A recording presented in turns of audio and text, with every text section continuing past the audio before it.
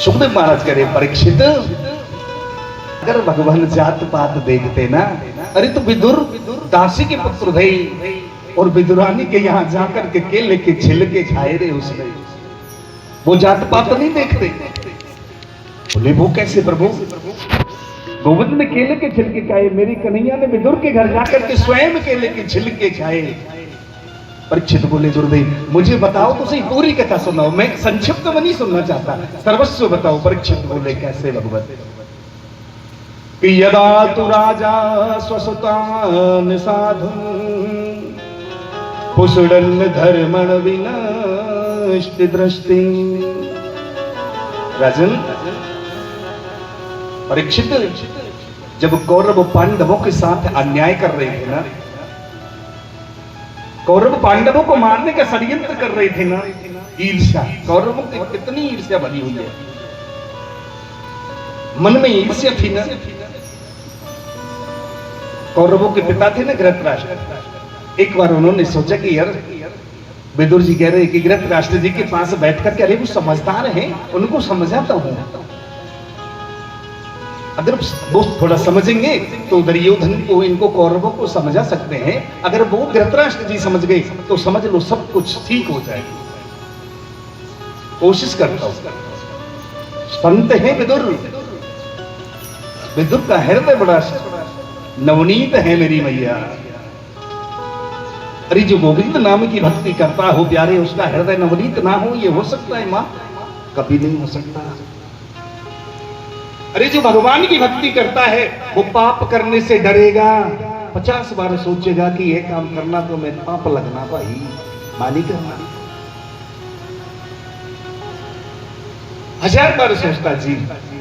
जो गोविंद के चरणों से जुड़ा हुआ जो व्यक्ति है ना, उसके हृदय में दया होती है, सत्यता होती है, वो झूठ नहीं मारता प्यारे, वो कदापि किसी की हत्या नहीं करता, किसी के हित के लिए बुरा नहीं सोचता मैया।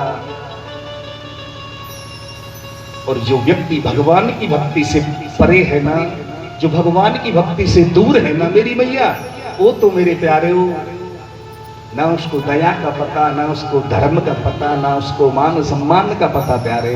क्योंकि जिन्होंने कभी शास्त्र ना पढ़े, जिन्होंने कभी वेद ना पढ़े, जिन्होंने कभी संतों की वाणी ना श्रवण की, कथा सत्संग नहीं सुना, तो मेरे धर्म प्रेमी बंधु आप सोचो क्या जीवन है। लेकिन जो विदुर जी थे, धृतराष्ट्र जी के पास जाकर के पहुंचे और विदुर जी के से कहा कि महाराज मैं तो वैसे तो कौरवों का मंत्री हूं, मंत्री पद प्राप्त है मुझे, लेकिन मैं आपसे एक बात कहना चाहता हूं। बोले कहो। विदुर जी क्या कहना चाहते हो? बोलो।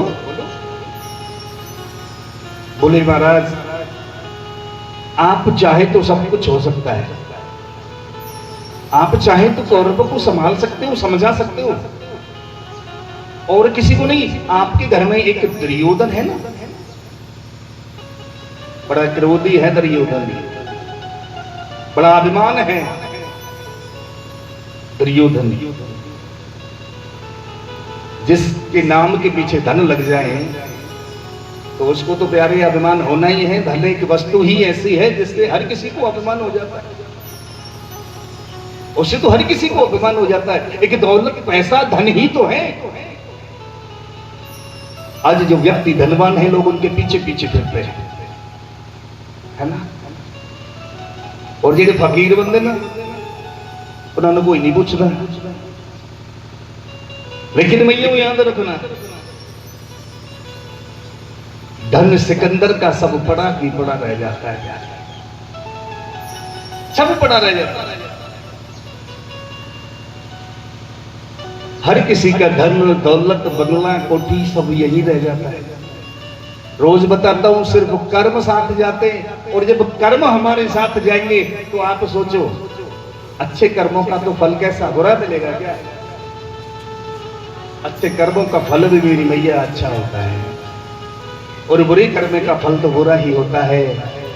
आज विदुर जी कह रहे हैं कि महाराज मैं कोई मंत्री होने के नाते नहीं, मैं एक इंसानियत के नाम पे आपसे कहता हूं कि आप जो आपके घर में दुर्योधन है ना, अरे उसको थोड़ा समझाओ, उसको थोड़ा समझाओ। आप सब जानते हैं ना कि कभी भी अन्याय की बेल पर कोई फल नहीं लगता, झूठ की कभी विजय नहीं होती। सत्य सत्य होता है। अरे आप दुर्योधन को थोड़ा सा समझा दो। खानदान में अगर एक व्यक्ति ऐसा हो जिससे खानदान को दाग लगे, परिवार को, तो उस व्यक्ति को त्याग दो मेरे धर्म प्रेमी बंधु।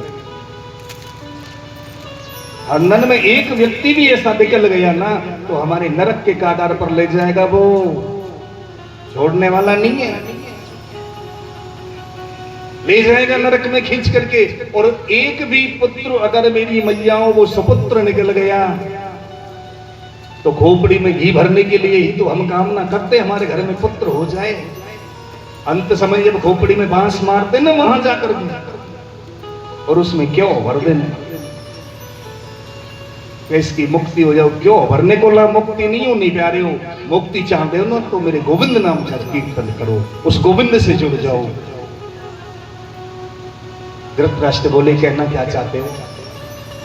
बोल, प्रभु मैं कहना ये चाहता हूं कि वो आपके घर में दुर्योधन है ना, ये कुछ ठीक नहीं कर रहा है, अरे इसको समझाओ थोड़े। आपने जन्म से ही नहीं राजन, अंदर की आंखों को तो सुकनी ने बर्बाद कर दिया। अरे दुर्योधन की बातों पर मत जाओ, पांडवों को लाक्षागृह से जलने से बचाओ। आप तो समझदार व्यक्ति हो, आप उनको समझा सकते हैं। आपको तो किसी को अगर दंड दिया जा रहा है और वो गलत है, तो आप बोल सकते हो, आप में वो क्षमता है, वो ताकत है। उधर में मेरे धर्म प्रेमी बंधु दुर्योधन ये सारी बातें सुन रहा था। दुर्योधन ये सारी बातें सुन रहा था। दुर्योधन ने सोचा कि मेरे ही घर में घुसकर और मेरे ही पिताजी को और मेरे ही प्रति ये भड़का रहे, ये कोई अच्छा काम तो है नहीं, ये कोई अच्छा काम नहीं है। दुर्योधन तड़क करके गया और तड़क करके विदुर से कहा, ओ विदुर, अरे दासी पुत्र, तुझे शर्म नहीं आती? तू मेरे ही घर में आकर के और मेरे ही निमित्त यहां तू भड़काने में लगा है। जाओ, निकल जाओ यहां से, आज से कोई आपका मंत्री पद नहीं है। विदुर का भाव, संत है विदुर। विदुर ने दोनों हाथ जोड़े, बोले, सुयोधन, दुर्योधन नहीं, अरे मैं तो तुम्हें सुयोधन बोल रहा हूं। मेरा मंतव्य तो ऐसा नहीं है कि तुमको कोई कष्ट हो, तुम्हें कोई दुख प्राप्त हो ना। लेकिन दुर्योधन बात पद की आती है ना, तो मुझे पद से कोई मतलब नहीं है। मैं मंत्री पद नहीं चाहता, मैं नहीं चाहता कि मेरी मान बढ़ाई हो, मेरा मान सम्मान हो, मुझे कोई जरूरत नहीं है। मुझे तो मेरा गोविंद प्यारा है। बोले, चले जाओ यहां से, आपसे कोई मंत्री पद नहीं। बोले, ठीक है। एक क्षण देरी नहीं की मेरे धर्म प्रेमी बंधुओं, सब कुछ छोड़ दिया और विदुरानी को कहा, ओ विदुरानी, चलो चलते हैं। जाकर के वन में जाकर के छोटी सी पतन कुटी बनाई। ये पहले कच्चे घर बनाते ना, टालियां लादे, उन्होंने मिट्टी लादे। इसी तरह मेरे धर्म प्रेमी बंधुओं एक छोटी सी कुटिया बनाई और कुटिया में विदुर जो विदुराली दोनों चले गए। त्याग दिया, अन्न छोड़ दिया और बस भगवान की माला ले ली हाथ में। ओम नमो भगवते वासुदेवाय, ओम नमो भगवते वासुदेवाय। इस मंत्र का जप करते जाए, ये मंत्र जपते रहते बस। अब मेरे धर्म प्रेमी बंधुओं, समय निकल गया और उधर में मेरे विदुर जी चले गए। लेकिन आज सोच रहे हैं, आज विदुर जी मुस्कुराते हुए बोले, अपनी पत्नी के पास आए। 12 वर्ष तक जिन्होंने अन्न नहीं खाया, प्यारे धर्म प्रेमी आत्माओं, 12 वर्ष तक जिन्होंने 12 वर्षों तक कभी अन्न नहीं खाया, वो केवल फलाहार लेकर रहते, अपनी पत्नी के पास आकर बोले, देवी समझियो, आज हस्तिनापुर बड़ा सज रहा है। हस्तिनापुर कौन सा शहर है? दिल्ली, न्यू दिल्ली, जो आप जाते हो ना, पुरानी दिल्ली, न्यू दिल्ली, सदर बाजार, अब तो बड़े बड़े हो गए, गाजियाबाद, फरीदाबाद, ये सब उसी में।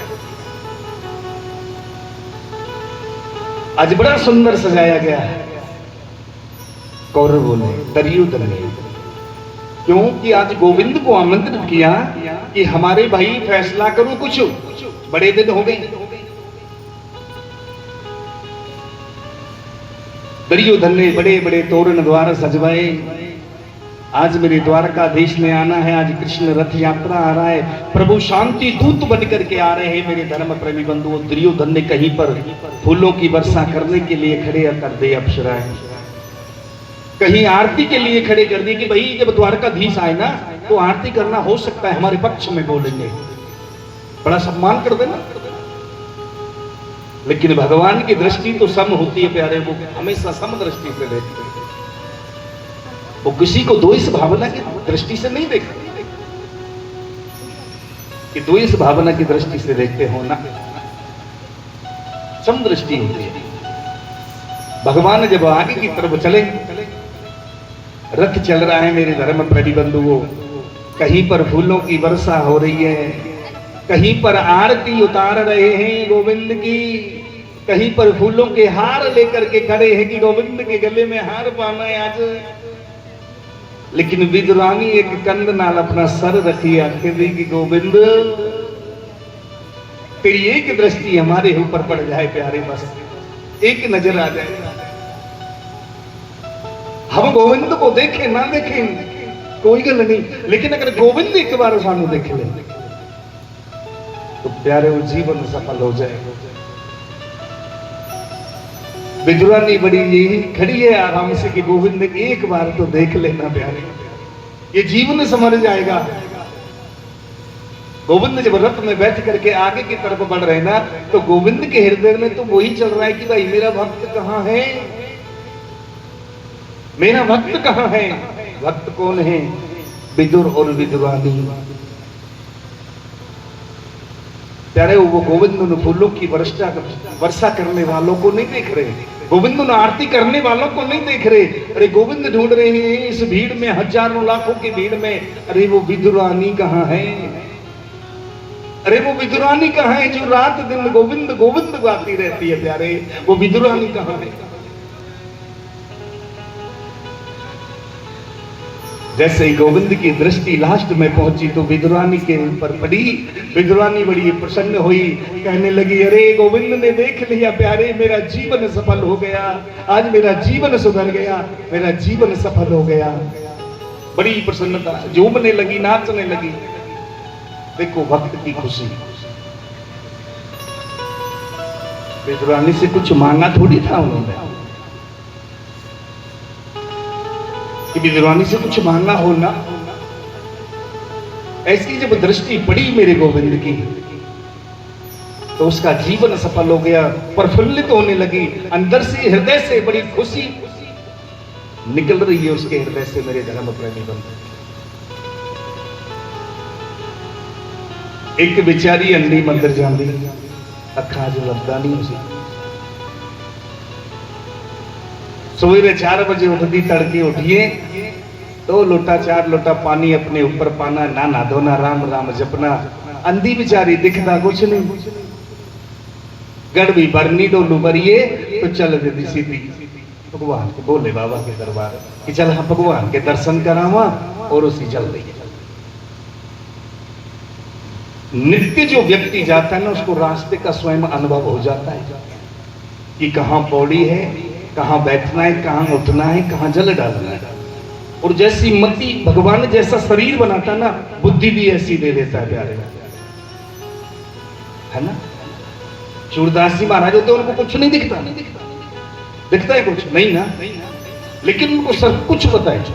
सूरदास जी संगीत में भी आ गए, रामचरितमानस पढ़ने में आ गए, कथाओं में आ गए, क्योंकि भगवान की कृपा है। अब पिंड वाले की गल्ला तो तुम जानते हो, लोग की फिर गल्ला कर रहे, देखा कोई अंधी सवेरे सवेरे जाती है कि किसी लभदा कख नहीं दिखता, वो तो ठोकर लगनी, डिग पैनी, मर जाएगी, वो हमें न्याने को तकलीफ होनी। लेकिन उन्हें वहां की गल नहीं सुननी, बस उसका नियम था।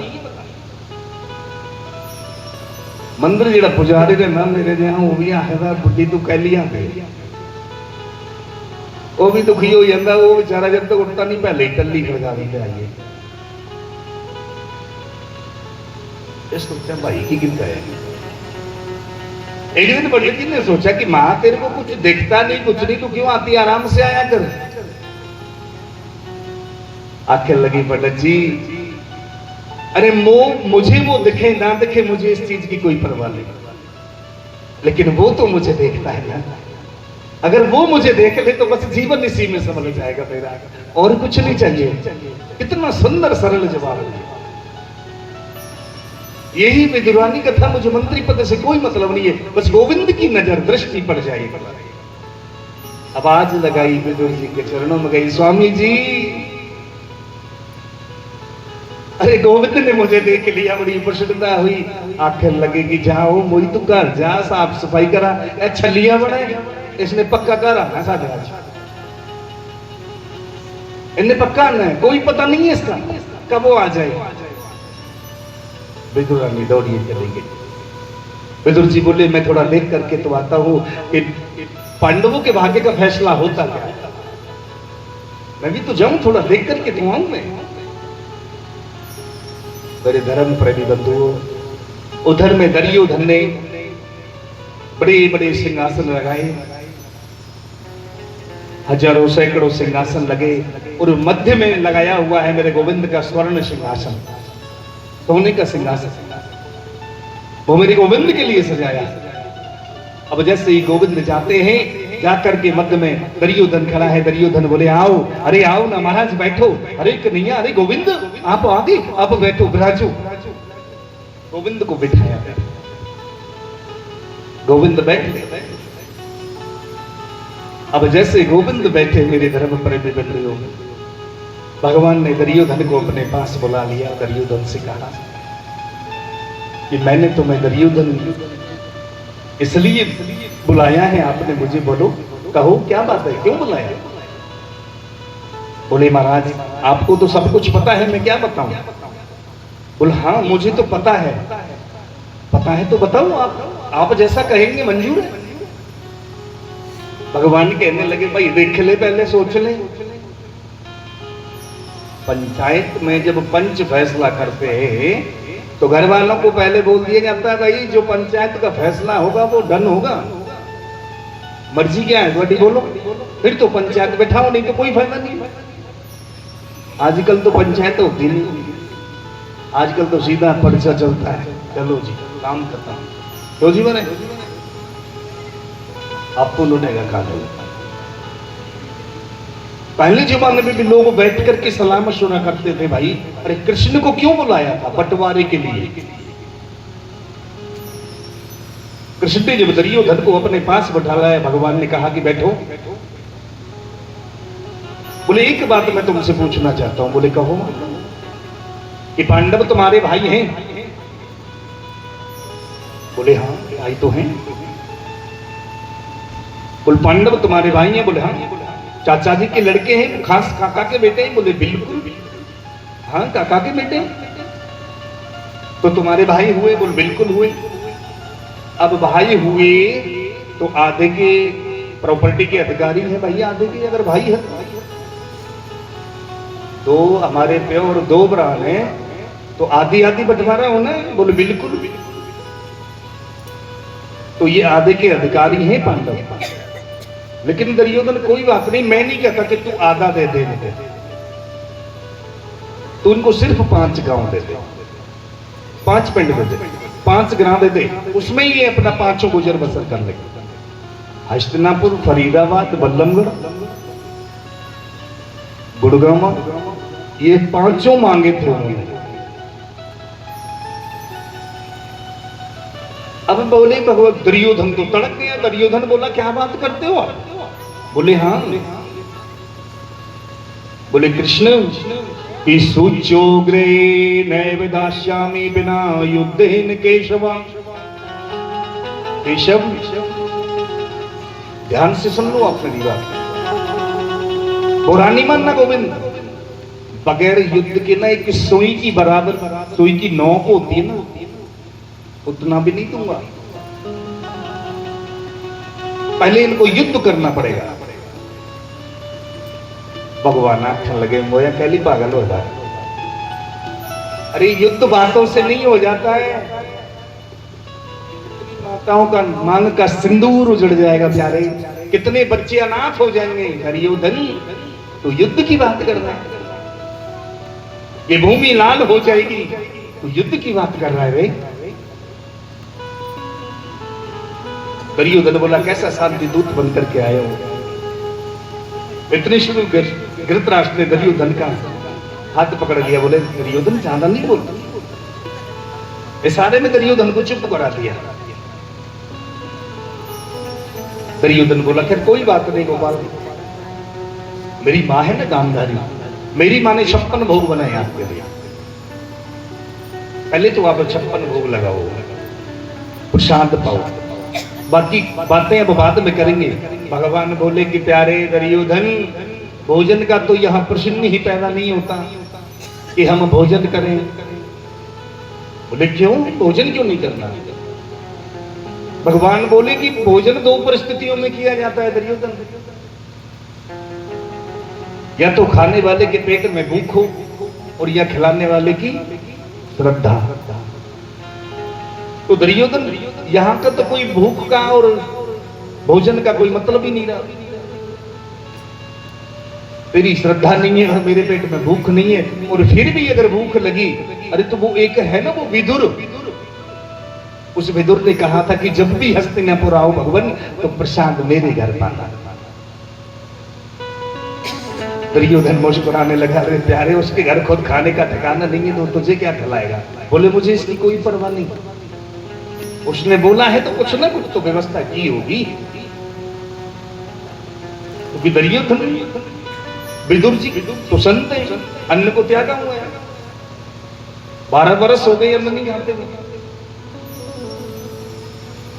दुर्योधन बोला उसके खाने का क्या ठिकाना है, शाम को होता है तो सुबह नहीं होता, सुबह होता है तो शाम को नहीं होता, भूखा सोता है वो। भगवान बोले कि ये भी मेरी ही कृपा है, भूखा सोना हर किसी की किस्मत में नहीं होता प्यारे। जो भगवान नाम भक्ति में भूखा सो जाए, भूखा वही सोएगा प्यारे जो भगवान से प्रेम करेगा। भगवान आखिर लगे कि प्रेम है उसको मुझसे भाई। विदुर ने ये सारी बातें सुन रहे थे। विदुर जी बोले तैयारी करी जाए, लड्डू बर्फी पेड़ा गुलाब जामुन वगैरह है। उस समय गोलगप्पे नहीं चल रहे, उस समय वो नहीं था कुछ भी। ये तो अब आ गए प्यारे कि आप पुरोने आए थे साढ़े घर, तो बड़ा बड़ा नूडल बनाना, ये मंगाना वो मंगाना, ये भी स्टॉल लगानी वो भी लगानी। पहले सादा भोजन आता था। उधर विदुरानी पूरी तैयारी कर रही थी और पूरी तैयारी में लगी थी। विदुरानी कहती थी कि गोविंद ने आना है प्यारे, और गोविंद जब आएंगे तो मेरा जीवन संभल जाएगा।